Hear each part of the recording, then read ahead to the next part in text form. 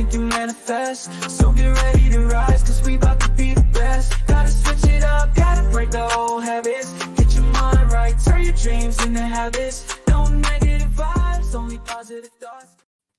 What's up, guys? Welcome to another episode of the Mindset Cafe podcast. It's your host, Devin Gonzalez, and today we got a special guest for you. We got Martin Pytela. He is a functional medicine expert, really focusing on metabolic type coaching, and he has had over 1,200 clients since 2011. And he has some online courses and stuff that we're going to dig into, but I thought he would be an amazing guest for you guys because this is the Mindset Cafe where we work on mindset and personal development. So Martin, thank you so much for coming on today. It's a pleasure. Thanks.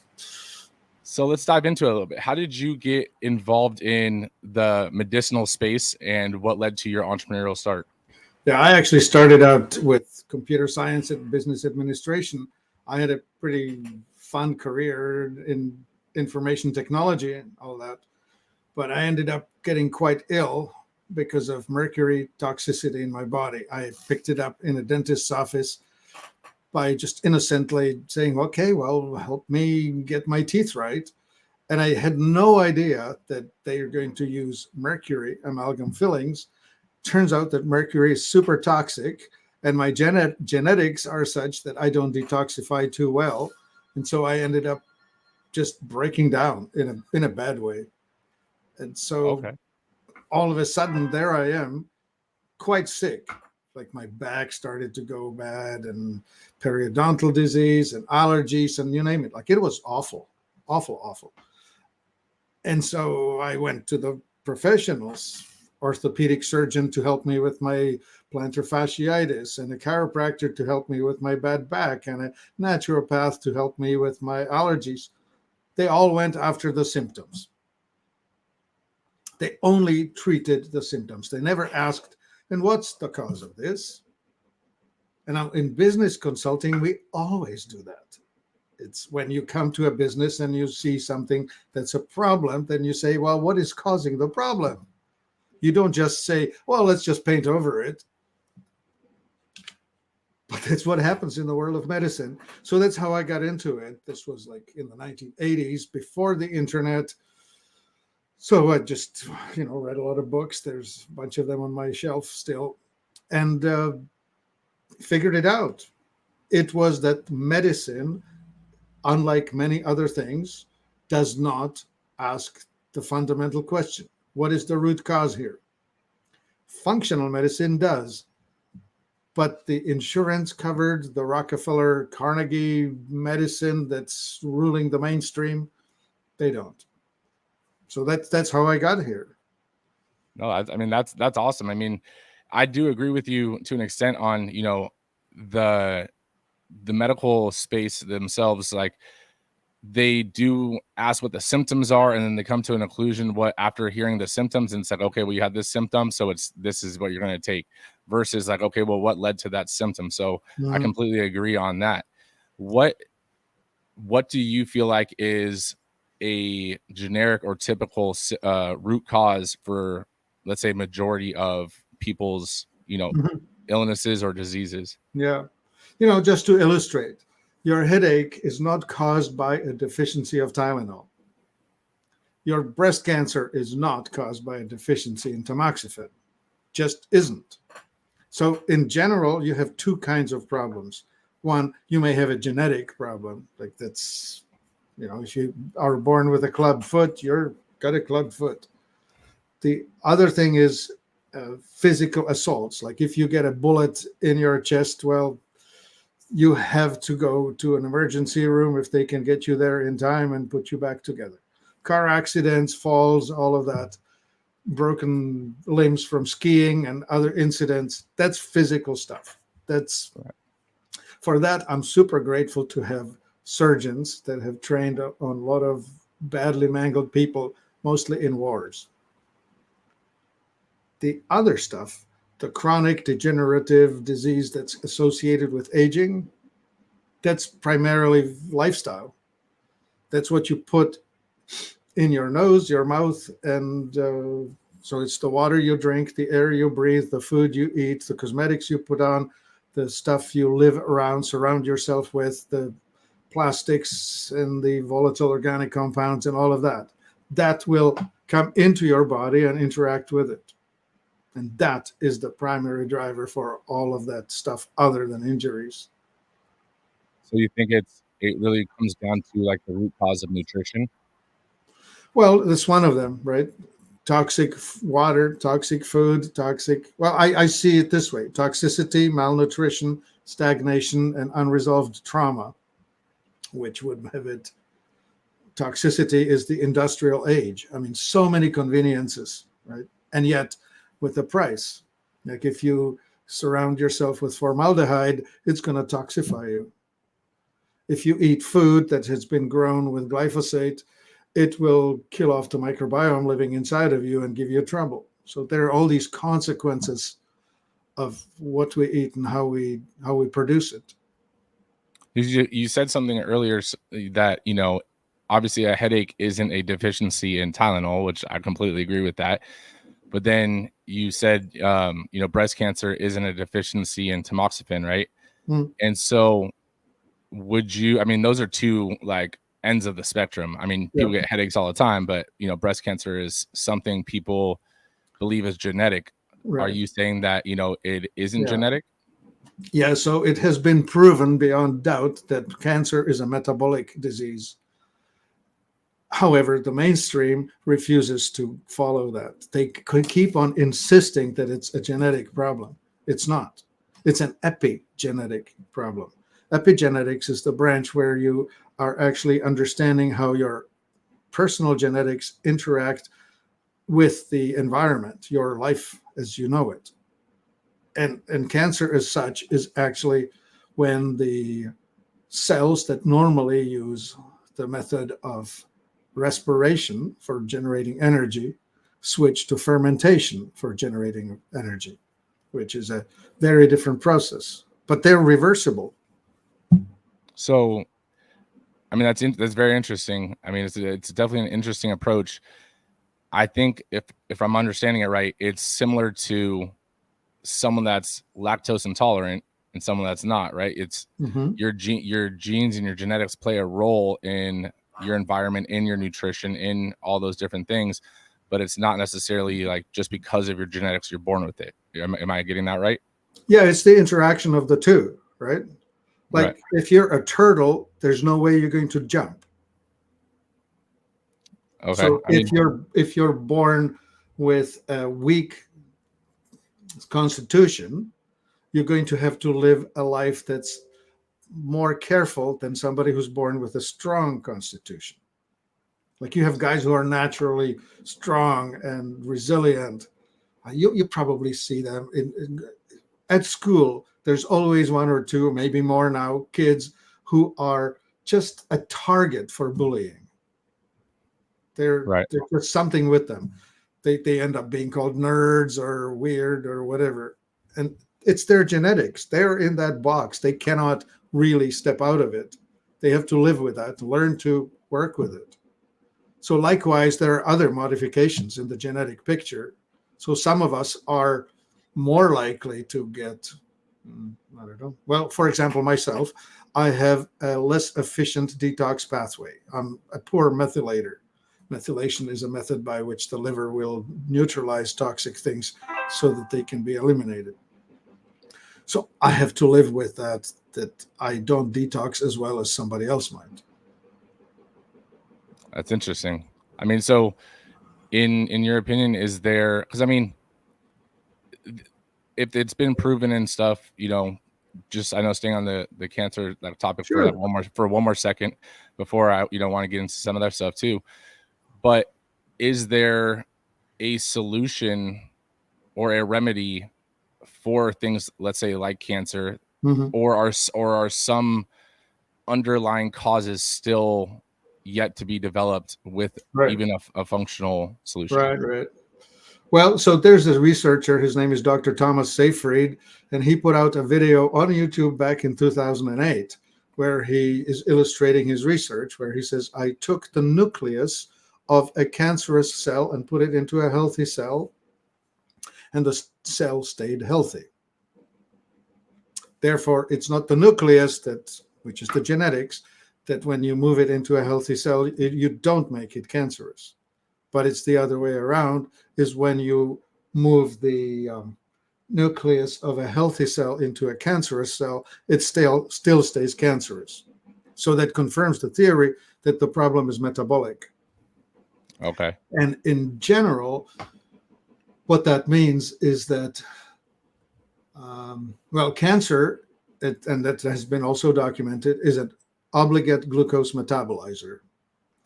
Meaning this: a cancer cell can only convert glucose into its feed. It cannot convert fat, lipid, into its feed. So a healthy, normal cell will exist by living on fat. Cancer cell cannot do that. Therefore, you can have a person who's got, let's just say, breast cancer. We talked about that. If they switch to a diet that's super low in starch, which is the source of glucose, but feed themselves fat, they will survive, but the cancer cells will start going away. They will start shutting down because, I'll give you a metaphor. You have a rat problem behind your restaurant. The medical approach would be, okay, well, let's just start shooting the things. Well, rats come out mostly at night, so you'll be shooting in low light. You'll shoot all kinds of things, never mind just the rats. And the second thing you will do is you will lay poisoned food for the rats to die, rat poison. Well, if the rat dies and then the eagle comes and finds it and eats that rat, the eagle dies because the rat was poisoned, right? Like, Right. the unintended consequences of putting poison in the system. Right. The solution: look in the garbage can behind the restaurant. It's full of rat food. Get rid of it. Rats move away. Interesting. So with cancer, if you take away the source of what causes cancer, it just goes away. If, on the other hand, you use the chemical approach, you burn it, you shoot it, you cut it, but you don't change the inputs, 5 years later, you say, oh, it just all came back. No, it never went away. Interesting. So that's the functional approach, looking for the source, right? Looking for the reason, the root cause of the problem. So, I mean, it's interesting because I actually heard someone else talk about this, and this is why I was kind of asking you a little bit more about it. Do you know who Gary Brecka is? I'm not familiar, no. So he's a little bit bigger. The only reason I know his name is he's a little bit bigger in like the social media space, and he's, really dives into like the functional medicine and the functional approach, I should say. And he had a talk where he said that cancer is essentially a third type of diabetes, and like it's a different classification of diabetes, and this is why. And then he basically goes into like a whole glucose like breakdown and stuff. Yeah, well, we definitely share the concept of the cancer cell is converting starch. Well, starch is converted into glucose automatically using enzymes, and then the glucose is consumed by the cancerous cell to create lactic acid and other short-chain fatty acids. What we could speculate on is that the body, in its wisdom, is actually needing more short-chain fatty acids and is converting glucose into fatty acids to perhaps fulfill another need. And so if we fed the body a whole bunch of short-chain fatty acids, we might actually fulfill the need that the cancer cell is trying to fulfill. It's interesting. Yeah. So with your courses and stuff that you teach online, is it going into, finding a lot of like the root causes for people, or are you trying to spread the word of, the functional approach of medicine? Right. Well, both. The method really is this. Once you understand how your genetics interact with your food, you will not be hesitating about how you should be eating.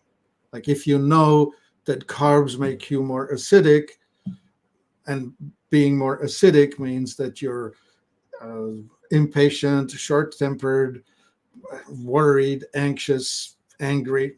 Those are the characteristics of a mindset caused by acidity. Whereas if you switch, the overly alkaline problem is procrastination, despondence, depression. Those are things associated with over alkalinity. So you can go one way or the other. And the levers we have is carbs on one side and fats and proteins on the other side. And you can adjust your diet to figure out what's better for you. So if you are tending to be swinging back and forth between, this used to be called bipolar, overly acidic, anxiety riddled, and then manic, just overly confident for no good reason. And you can be swinging back and forth, and that's swinging between acidity and alkalinity. And we can control that with what you put on your plate, what you put on your fork. So once you understand it, it's almost like learning to drive a bulldozer. There are a bunch of levers. It's a little different than a car, but there's this, the blade up, blade down, and swing left, swing right, go back, whatever, right? All the different levers. Once you understand it, it's like having a manual to your body. You don't have to wonder, well, what's going to happen when I have 3 drinks? This is a really interesting thing.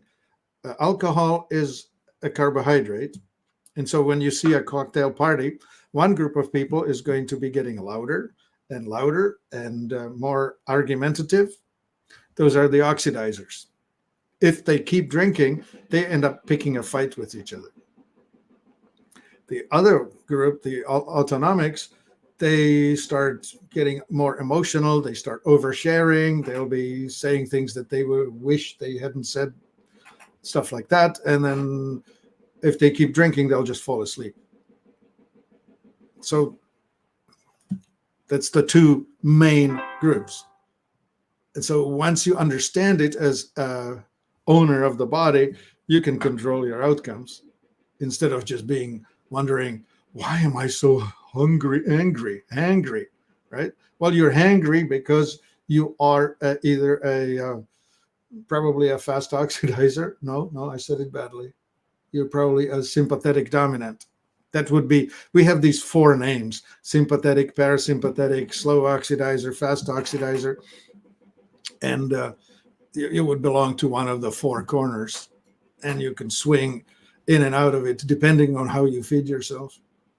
Now, is there a form of like a test or something that someone could do to get that initial, like, this is where I am and this is what my body needs, essentially? Yeah. So you can tease it out, figure it out on yourself or by yourself by checking what happens when you do something. Or you can take the test. We have an online quiz. It's called Advanced Metabolic Typing Test. You can just do it. It's about 120 multiple choice questions, and it answers this, how you metabolize, and it also answers how you gain weight or lose weight based on your endocrine dominance. Interesting. Which is also interesting because so many people are lost as to why one person loses weight on the, X diet. Keto diet is awesome for the thyroid dominant to get slim, and it puts weight on the adrenal dominant. Go figure. Right.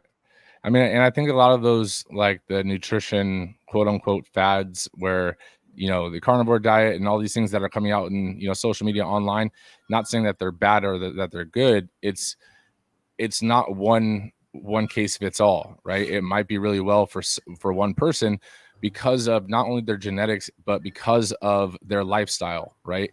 Let's say precisely. The mix of the genetics versus the inputs, right? Right. So I mean, I think that's where people get, kind of confused and, saying that, someone is going to gain weight off it or lose weight off it. It's hard. Sometimes you just have to try it out. If it doesn't work, then, switch it up. Okay. Yeah, that's one way. The other way is to do the test and you'll go ahead. Yeah. Right. So now kind of changing gears a little bit, I know one of your things is that eating healthy is basically an art. Can you go into that a little bit? Okay. Well, living in the industrial age, we are now faced by professionals who design foods that are designed for us to want more because they want to sell you more of what they make. So Right. they make it addictive. It's practically food porn. And we need to figure out how to control that, how to understand our genetics and adapt our diet to match the genetics. Because if your ancestors lived in the tropics, then you probably are easily going to be a vegetarian and have lots of fruit in your diet without any trouble.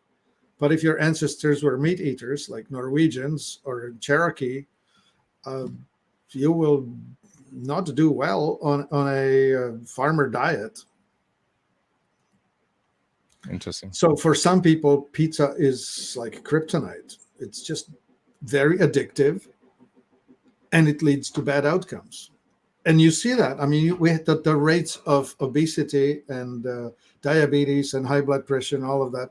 That's just increasing, mainly because that the willpower, the willpower is no match to the addiction that these things can create. Do you think that, and I feel like I know your answer on this one, but do you think that when people say that they're addicted to something, whether it is food, whether it is, smoking or alcohol, that an addiction is genetic? Or, because a lot of people say, you have an addictive, you have the addictive gene in your family, right? And for me, I personally don't think that something like addiction can be genetics. Some things are addictive, in my opinion, but your willpower and your mindset to be addicted to it is a huge aspect, at least in my opinion. The truth is that there is such a thing as a genetic. I don't know what you will. There's a name for it, but I can't think of it right now. But it's the sort of passionate attachment to things. Some people have this. Like if you put a scale from 1 to 10, some people are 3. They don't care. Take it or leave it. Some people are a 9. You'd start it and you can't let go of it. There are people who become addicted, and they're the addictive personality, and they will be addictable to food, to sex, to music.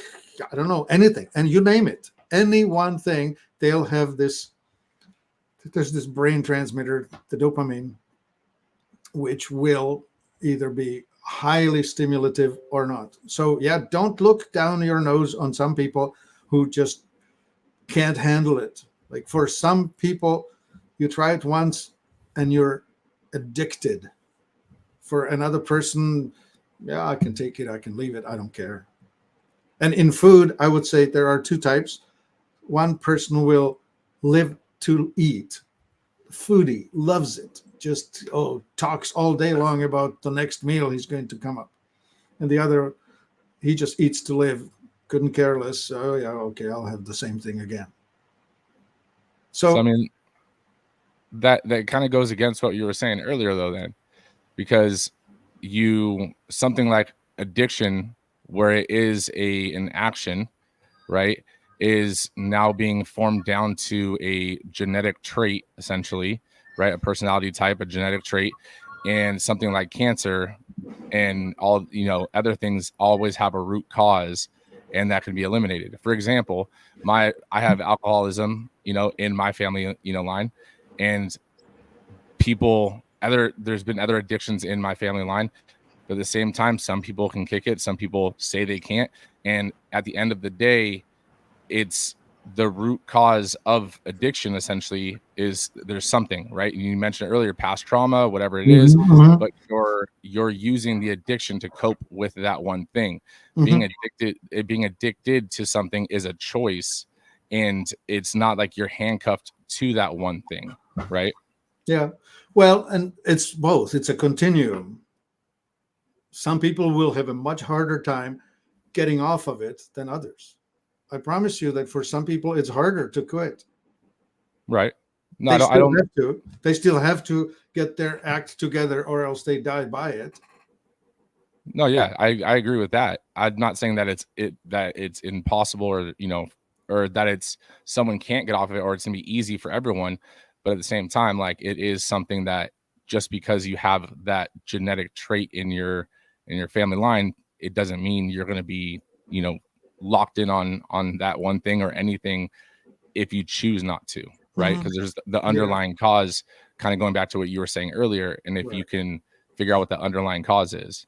Well, specifically carbs, whether it's sugar or flour, as in pizza, or just a generic word for it, or alcohol, are harder for certain types.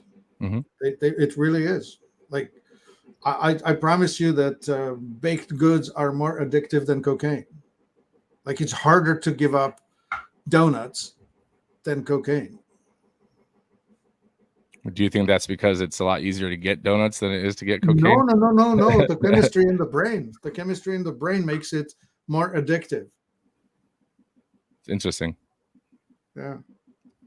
So, where can people learn more about, themselves? I know you have some online courses and stuff like that, but how could someone start to learn about eating cleaner or eating for their body type or for their genetic code, and connect with you? Well, the method we use is called metabolic typing. You can find it on our website. The website is life-enthusiast.com.